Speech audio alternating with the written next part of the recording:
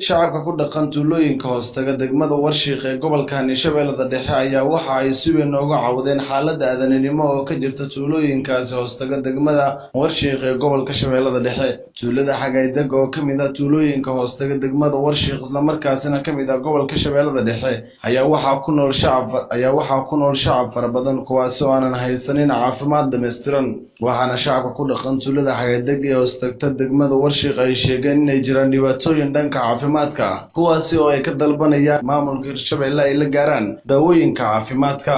shacabka ayaa dhanka kale waxa ay sheegeen inuu jiro cudurka shuban biyoodka oo si weyn kaga dilaacay tuulada Xagaay ee hoostagta degmada Warshiiq isla markaasina dad badan ay u laadeen cudurkaas shuban biyoodka isla markaana ay codsanayaan in maamulka Hirshabele uu si gaar ahaaneed ama il gaar ahaaneed uu yeesho. waxay dhanka kale tilmaameen inaysan jirin gargaar dawli ah isla markaana lagu dabiibayo dadka ay soo riteen cudurka shuban biyoodka balse ay jiraan dhalinyaro iskood isku xilqaantay oo magaalada Muqdisho gurmad ahaan ugu tagay shacabka ku dhaqan tuulada Xagaay ee hoostagta degmada Warshiiq.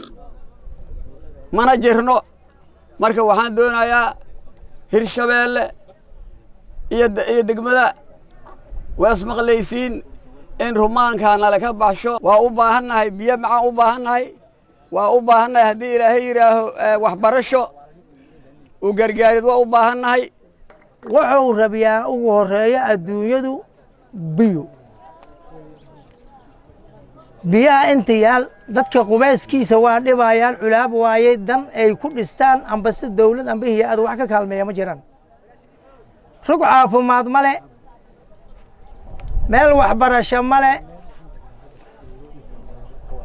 dadku waxaa looga baahan yahay dawladdu kaalinta aan uga baahanahay inay naga baahi tirto intaas aan ka codsahaynaa unukana dad nabadda u heelan dawladda rabo soo dhaweeyhayo inaan nahay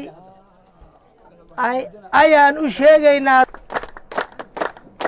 maanta waxaa ka dhacay meeshaan dhibaatooyin culus ka dhacay oo kaloore shuban qatar ah ka dhacay. walba waxaan u taaganahay dadka shumaayo inaan ma taqana dabiibno.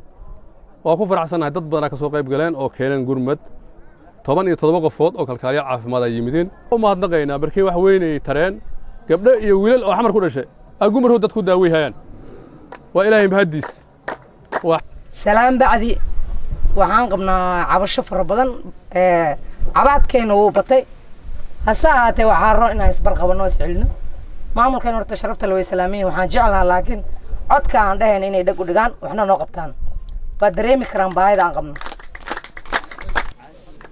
مركو عام بانا هنا دوحنا لقبتان دولة تشرفت لوي وحنا سميسو مامولا دقيسو كو دقان